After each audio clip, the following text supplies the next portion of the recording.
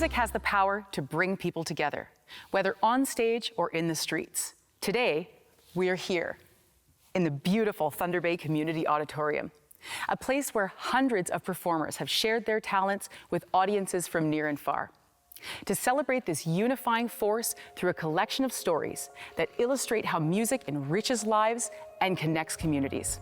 Welcome to Spotlight Features Community of Music.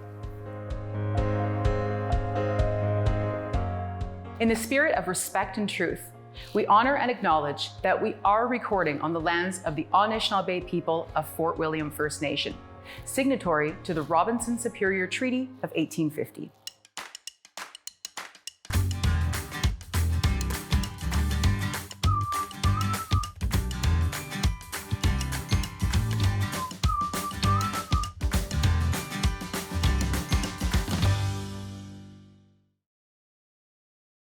Welcome.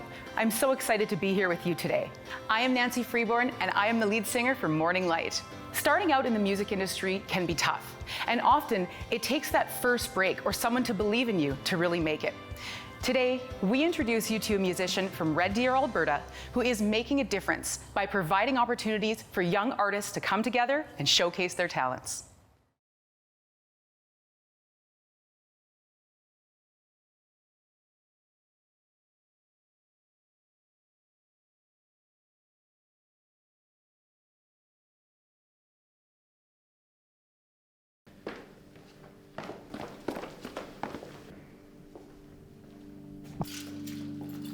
My advice for young musicians is to just keep at it. It's a persistence game.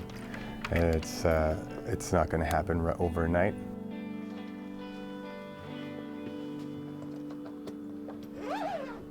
You need to practice it. You need to massage those musical muscles. My passion is music, and it will always be for music. My name is Roy Rhino. I play in a band called New Rationals. We're an indie rock pop band. We are sitting in my jam space downtown Red Deer. I've been involved in music since I was like a young teenager. I was always interested in how music went together. I started off on guitar, but it didn't really click. But I definitely found a home behind the drum set, and I've been playing ever since.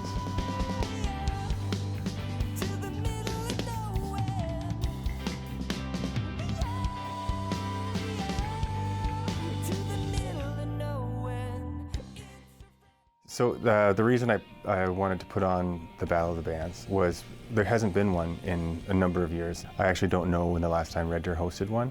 We definitely didn't get the amount of bands we were hoping for. I was basing my opinion on when I was in high school, when there was 10 bands a school, and each band or each school had their own Battle of the Bands program. It was such a joy for me as a kid to be part of those things, and like I hold those memories so close to my heart. And like having the community involved in the process too, I think it was a no-brainer. I think it's incredibly important to pass along our experience to the younger bands. A lot of people, they don't share experience, and you have to kind of find out the answers yourself. Why not give them the tips to succeed? Like, there's no secret. And so, I mean, I had to find out things the hard way, and I've been gifted knowledge, and I share it as well. I feel like we're a community, and that's how it should be. We definitely have goals as a band to see more of the country, and then maybe even some other ones. Like our goals are big picture, but we start small. I mean, we still play clubs, so it would be nice to play some bigger ones with some bands that we idolize as well, so we can learn from them. Giving the kids the opportunity to play at a stage they might not be at a level in their career to play at, I think is it's a very important part of a band to grow, and then have that goal, like, hey, we did this already, it's possible. Watching the kids perform and how excited they were, and watching the audience react to these kids, everyone just gave it their all, and right there, that was enough. We had a great turnout, and we had a lot of fun doing it. And it definitely makes it worthwhile to put on again.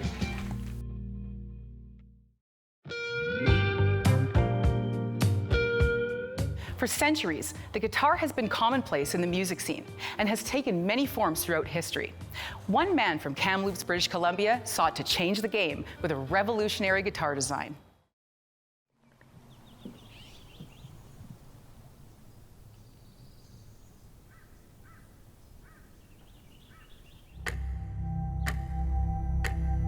I remember the moment that I wanted to give up like it was yesterday. This is my story. I'm a failure, and I'm Mike Miltmore. Next slide, please. Let's talk about today's news. 2022 Acoustic Guitar of the Year. Congratulations, this is quite an accomplishment as you were up against Taylor Martin and Yamaha, three of the biggest guitar companies in the world. It feels like we're standing amongst giants.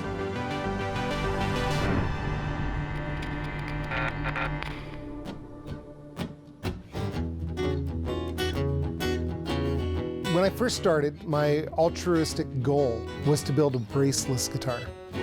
The way the guitars have been built since 1842 is with this structural bracing here to stop the guitar from folding in on itself, but it also limits its ability to vibrate. So 180 years of the same guitar design, and I was trying to change that. And I remember showing people my earliest experiments, and I remember them looking at it going, yeah, good.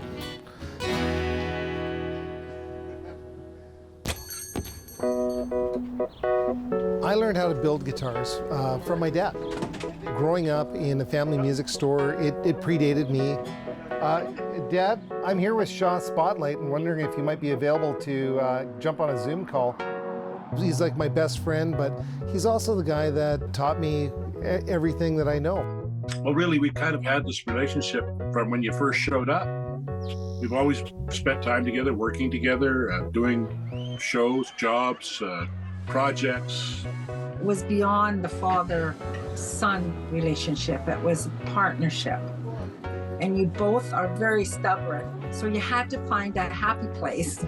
Well, I was always right. Well, yeah, you thought you were always right. He always thought he was right. I think in his own way, my dad challenged me to create a better guitar. I grew up under the shadow of somebody who's had 20, 30 years of experience and success. I have to kind of pave my own way.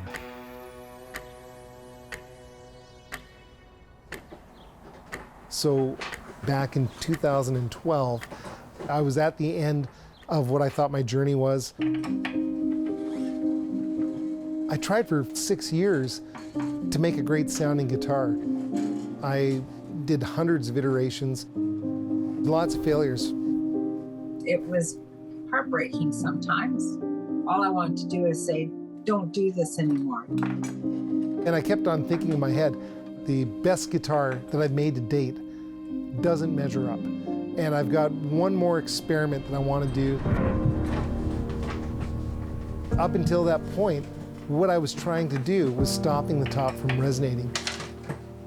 And I didn't realize it until I took off those shackles and the guitar exploded with sound. I went from a real extreme low to an extreme high. I remember strumming it and thinking, this is it. So our design ended up with having a strut that runs all the way through the inside of the guitar and less bracing up in here so that the whole body can freely vibrate and resonate. From there, things went really, really fast. This is what we came up with. This is my patented neck system. It's just kind of exploded. The result of a lot of hard work. We're very proud of you for that. Well, Kamloops' very own Riversong Guitars has been nominated for yet another prestigious award. This is the first time a Canadian company has won this award. When the award came out that we got first place, the first thing I said was, I phoned my mom and said, Mom, I did it. That makes me smile, and I'm so proud. That's all I can say about that. Look, we're very proud parents. It was real amazing. December 6th, 2022. That was my dad's birthday. What I'm trying to tell you guys is it's okay to fail. If you don't fail, you're not trying to succeed very hard.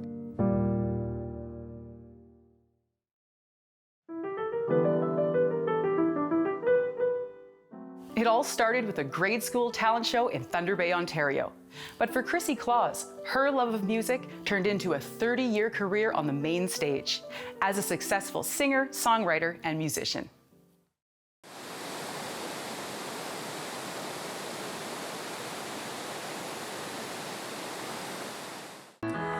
Open the door to find another for me is me. It's my life.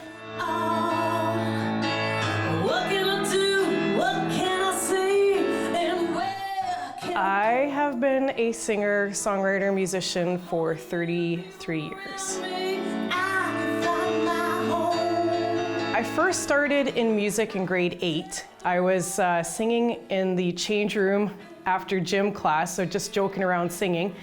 And one of my friends said, "Oh my God, I didn't know you could sing." And I said, "Well, I sang in choirs, you know." And so she signed me up for a talent show, and I didn't know that she did, but she signed me up and she goes, "We're playing." That's how I started singing. And after that, it was like, first clap, I was like, "Oh my God, I love this."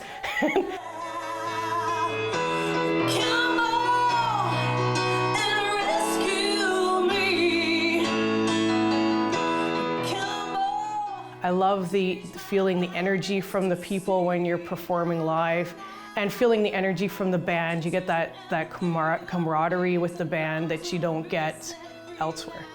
It is fun to go out and you have people come up to you that you recognize from seeing them at a club or at a concert that you've played at, and they'll be like, "Hey, Cressy, how's it going?" And you know what? That friendship, those type of friendships are fantastic.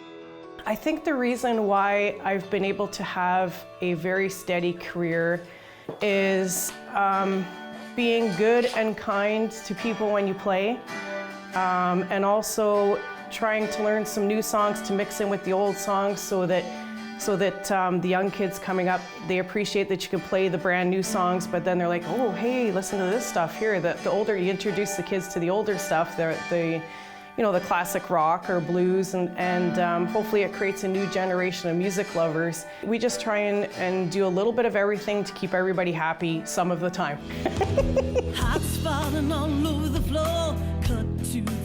I get my inspiration and creativity from all the people that I play with. Being able to work with people that play all different types of music, it makes for a very creative atmosphere. Like my blues band, the people in the band come from a jazz background, other people come from a country background, pop background. So when you put that type of music together, you get some kind of interesting magic happening. It's very important to have your friends and family support you in the music business, because it's a hard business to be in. And it's nice to come home and have that support and the people around you that love you, and that you could bring your music to first to see if it's acceptable or if it makes them excited, so that you could pass that on to the other people when you go to play it for them. I can't imagine my life without music. I think that it makes me a better person. It needs to be in my life because it's who I am.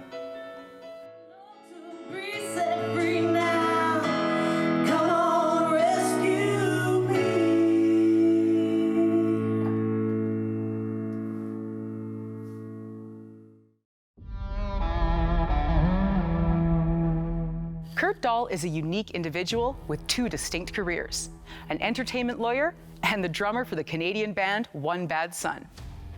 Discover how Kurt is able to merge these two seemingly different worlds. Based in Saskatoon, Saskatchewan, Kurt is making a significant difference in the music industry.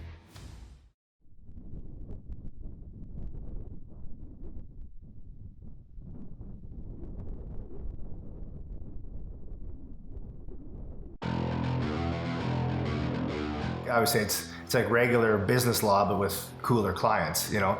This was my first gold record. You always remember your first, you know. Hi, I'm Kurt Dahl, and I'm an entertainment lawyer based in Saskatoon. Hi, I'm Kurt Dahl, and I'm the drummer in One Bad Son.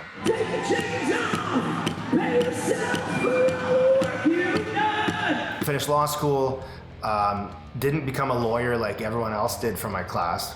I had all these student loans, and most people want to go and become a lawyer and start paying those back, right? Or just making good money. I said, nope, I'm going to be called to a different bar. So One Bad Son formed again, 2004. We had our first breakthrough, our first hit was in 2012. So 8 years in, we were an overnight success, right? And it took us the long road to get to success. But I mean, that's why I think we appreciate it so much. We don't take it for granted, right? So, and then you fast forward a few years, you know, we're touring arenas, opening for like Def Leppard or the Rolling Stones.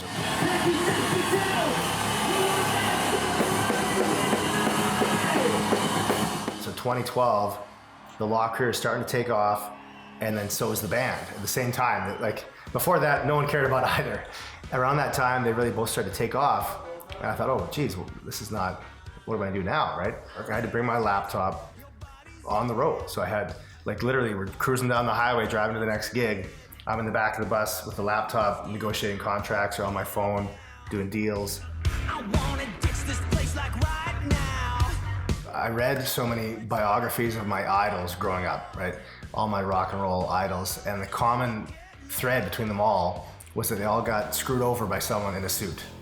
So I thought, if I could be the person in the suit that helps musicians and saves them from the pitfalls of the music biz that most people are fairly familiar with, right? That'd be a decent career to have. There's lots of sharks out there, right, in the music biz. And part of that is because people's dreams are at stake, right? So when you're sort of dangling the carrot of your dreams could come true if you sign this contract, it really changes things. And a lot of the contracts that I see in the music biz would never fly in the regular business world, right? But because it's the music biz, it's the industry of dreams, people will sign anything. I think that is one of the real positives of having both, is that no one in the country has that sort of background that I do in terms of just really having the long-term career, you know, being in a tour band and having lived that world in the trenches, being an up-and-coming band, right? All that experience really does inform the way I approach the law. I mean, it's hard enough to make a living in the music biz as it is. So if I'm able to sort of give them that power to make the most of a contract and actually go from earning this much from the contract to this much and actually having a good living, to me that's a real gift.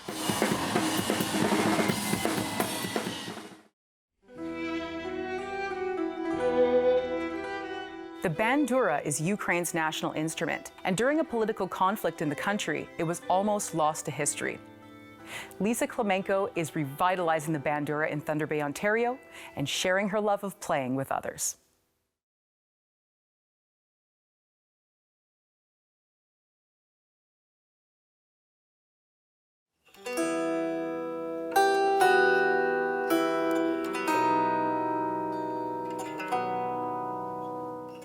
A famous poetess once said that if you wanted to destroy the spirit of the Ukrainian people, you would gather all of the banduras in the world and put them in a pile and burn them. My name's Lisa Klemenko, and I'm passionate about playing the bandura.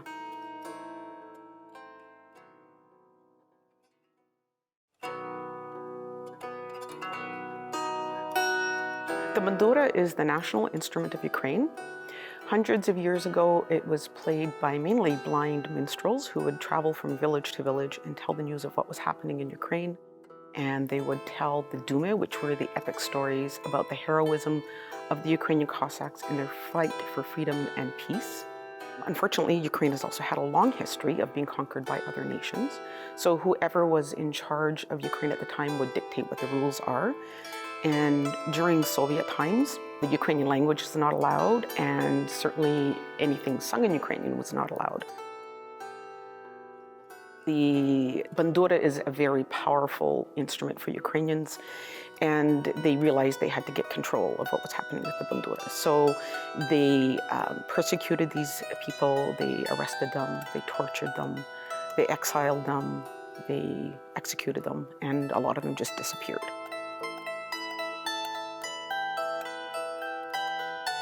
I started playing when I was 12 years old. There was a place in Thunder Bay called Camp Karpate, and every weekend in the summertime they would have a different part of Ukrainian culture that they would be teaching. There would be Ukrainian dancing, there was embroidery, there was pottery, and there was someone they brought up from Minneapolis to teach the bandura.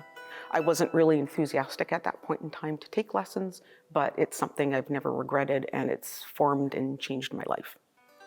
exact same timing. This is just spread out more, but it's exact same because that's a repeat. I didn't realize how much I loved teaching until I started doing it. About 5 years ago, there was a bunch of us, we'd see each other at funerals, and we kept saying, oh, we have to get a choir together. There was one weekend where we got together at a friend's place, and I brought my bandura because I thought, hey, maybe this will inspire people to join a choir. And I remember when I brought the bandura out and I started playing, and people got all excited, and they got their cell phones out and they started recording me. And I thought, this is weird that Ukrainians are thinking this is something unique. So I realized it was something that had to change. I didn't want to be one of the few people in Thunder Bay that knew about the bandura or how to play it. Yeah, you have to get that interval, right? Yes, you can. Thankfully, I've got a fair number of students now that are eager to learn. And I think it's very important, of course, for people to learn to play the bandura because it's a part of our culture and our history that should not be disappeared. We've had a time period in history where it almost was destroyed. It's important to me, and I feel it's important to many Ukrainians. Many Ukrainians, when they hear the bandura, especially now in Thunder Bay, as we're kind of having this revitalization in it, they always come up to me and say how much they enjoyed the playing and hearing the instrument. So it's just important to continue to do that for people. Life can have its ups and downs, but for singer-songwriter Christopher James Vassar, his music reflects these life experiences and has brought a form of healing and a renewed sense of place within the music community of Saskatoon.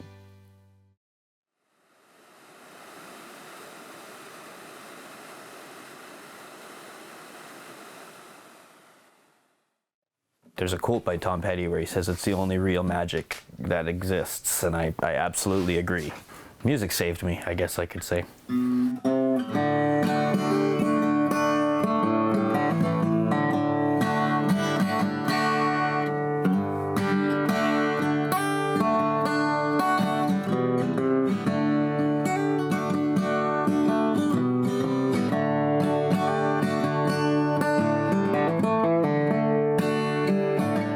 My name's Christopher James Vassar. I'm a singer-songwriter.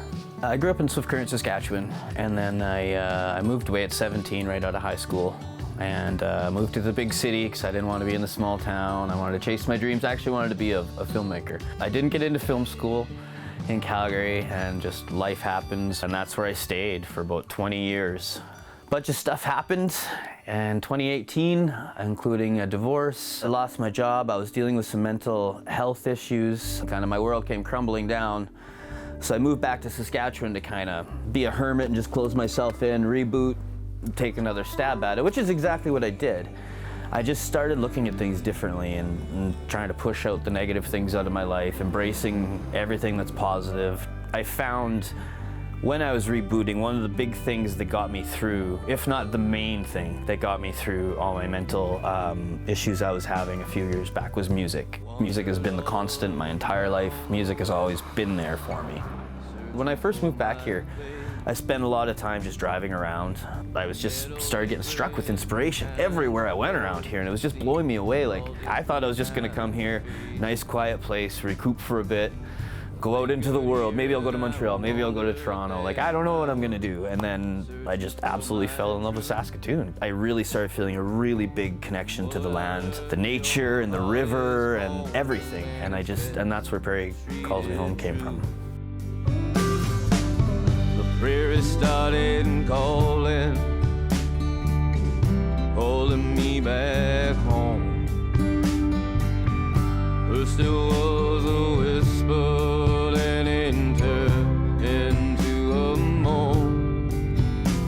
the Love and Divorce record was almost like the closing of a chapter. There's 2 songs on there that I wrote kind of when my divorce was happening, and then afterwards as a kind of reflecting back. I think it's a good closing of a chapter, but at the same time it's starting a music career, it's starting a life in Saskatoon, it's starting a relationship with a wonderful partner and her children. But I've delved back into the mental health stuff a little bit too, now that I feel like I'm more in control of it. I'm writing a little bit more about anxieties and depression and stuff like that, because I do feel like it needs to be talked about more than it does. There's a stigma around it, which shouldn't be there. You just need to take care of it. When I pick up my guitar, just kind of it gives me a sense of calm. And then when you start playing it and when you start getting into it, I mean, some days you play it a bit and you're like, nope, put it down. But almost every time I pick it up, it makes me feel just better. It's been part of my healing process for sure. And I think everybody else can use it for that too. Like, music saves lives, it really does. Music can really be something that heals people. The warmth that you feel in the circles of musicians around here is just amazing, and just, it's so personable and it's so close-knit, and I love it. It's awesome. But I feel like they've embraced me. It really does. Like, I feel like I'm where I should be. Gotta think about your good thing, no matter where you are. When I think about my good things, babe, there you are. Thanks so much for jamming with us today. As you just saw, music can take many forms and can change our lives in the most spectacular of ways. Music connects us all and reminds us that no matter how dark things can get, there is always a bright side. If you would like to see more stories like this, follow Shaw Spotlight on social media or check out shawspotlight.ca. Thanks again for watching.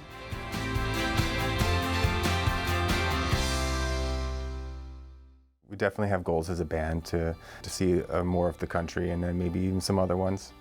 Like, our goals are big picture, but we start small. I mean, we still play clubs. So 180 years of the same guitar design, and I was trying to change that.